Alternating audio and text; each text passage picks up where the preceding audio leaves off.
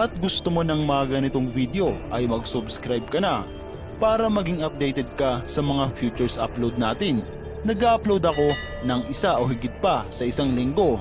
At kung meron ka namang gustong ipakwento o di kaya ay pasaliksik ay mag-comment ka lamang sa ibaba ng video ito.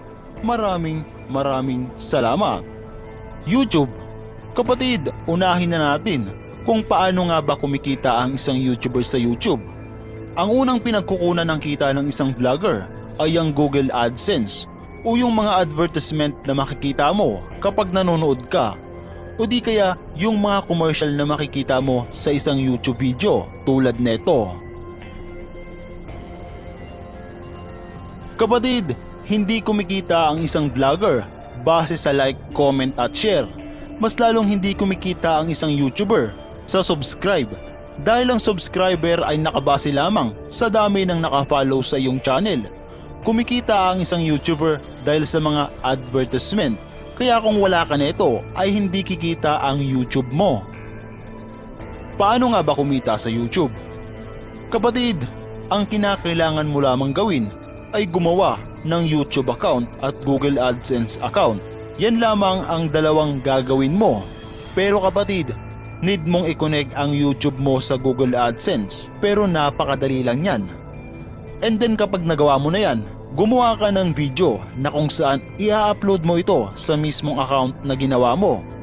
Pero teka, baka isipin mong kikita ka na agad kapag ginawa mo yan. Hindi po, kinakailangan mo munang ma-reach yung requirements ni YouTube.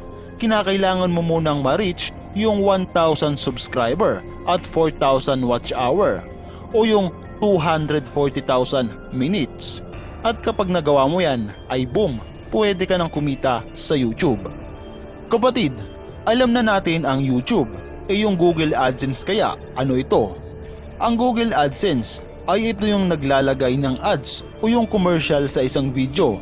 At once na may lumabas na ad sa isang video, ay automatic na may perang papasok sa isang YouTuber. E paano naman kung madaming ad sa isang video? E di mas madaming kita. Ganon ang nangyayari sa mga YouTuber. Kapatid, kapag ang video mo ay tumagal lamang ng 7 minutes and 59 seconds, ang ads niyan ay isa lang. Pero kapag umabot ito ng 8 minutes or 10 minutes, ang ads na maaaring mag-pop up sa video mo ay pwedeng umabot ng 3 hanggang 5. Kapag nangyari yun, edi mas malaking kita. Kapatid na win, magkano naman ang kita ng isang YouTuber? Eto yun. Alam mo bang mas malaki ang kita ng YouTuber sa United States kesa sa Pinas? Dahil doon, pwede kang kumita ng $2 o 100 pesos sa 1,000 views. Dito sa Pinas ay maaari kang kumita ng $0.5 o 25 pesos sa 1,000 views. Napakababa, kaya ang maaari mong gawin ay magparami ng views para mas lumaki ang kita ng isang YouTuber. Kapatid, magkano naman ang kinikita ng 1 million views? Ang maaari mong kitain sa 1 million views ay 25,000 pataas. Depende ito kung gaano kabilis ang pag-angat ng views ng isang video. Kung ang video mo ay nag-trending, asahan mo na mas malaki pa ang kikitain mo.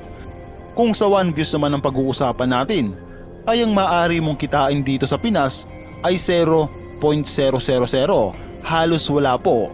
Pero kapatid, nakadepende yan kung gaano kabilis ang pag-angat ng channel ng isang YouTuber.